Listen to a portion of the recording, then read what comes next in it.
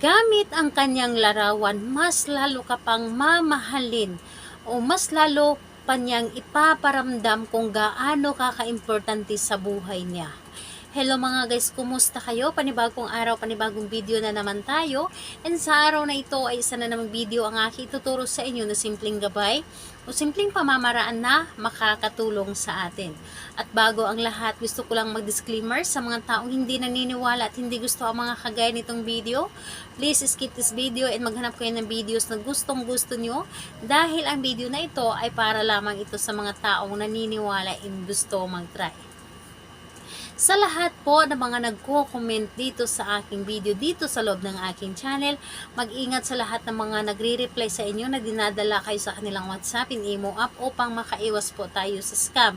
Ngayon po, ituturo ko sa inyo paano kayo mas lalo pang mahalin, paano kayo mas lalo pang alagaan, paano na mas lalo pa niyang ipaparamdam sa inyo kung gaano kaka-importante, gaano kakahalaga para sa buhay niya. Ito ay pwedeng gawin sa parihas ang kasarian, babae ito babae, and lalaki ito lalaki. And syempre sa ating babae at lalaki na mag-partner.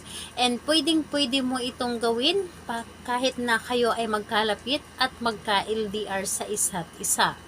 Ngayon po, ang kailangan lamang natin dito is larawan lamang ng inyong target. Pwedeng nasa loob ng kanyang cellphone or sa iyong cellphone. Pwede yung nasa ID size lamang. Pwede yung photocopy printed.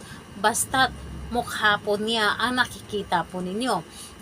Ngayon po, kapag ready na yung larawan niya, dapat siguraduhin po ninyo sa inyong sarili na gustong-gusto mo itong gawin. 100% ang tiwala at paniniwala sa paggawa nito.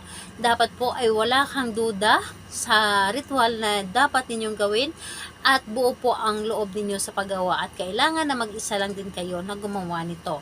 Kapag ready ka na, pwede mo na itong simulan. Ang gagawin mo lamang dito, kunin ang larawan ni target. So, kunin ang larawan ni target at titigan mo lamang ito ng mga ilang segundo. Kahit mga 10 seconds lang, 15 seconds, depende sa inyo, pwede rin 1 minute. Titigan mo lamang ito, yung eyes to eyes nyo siya. Dapat po ay titigan ninyo siya na may buong pagmamahal.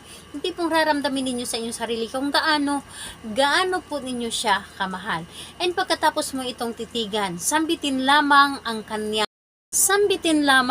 kanyang pangalan.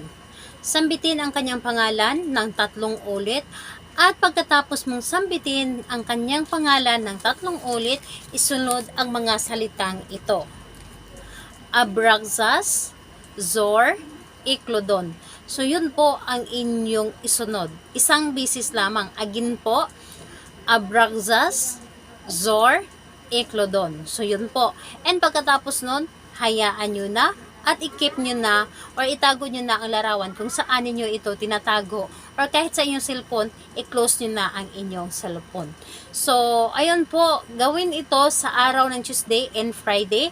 Pwede sa ibang araw kung ito ay kabilugan ng buwan. So, ayun po, sa lahat ng mga gustong magpa-shoutout, mag-comment lamang sa baba para ma-shoutout ko kaya sa next video. And sa lahat din po ng mga gustong magtanong, mag-comment lang din po sa baba para ma-replyan ko po kayo. Salamat po sa inyo. Bye bye everyone. God bless us all.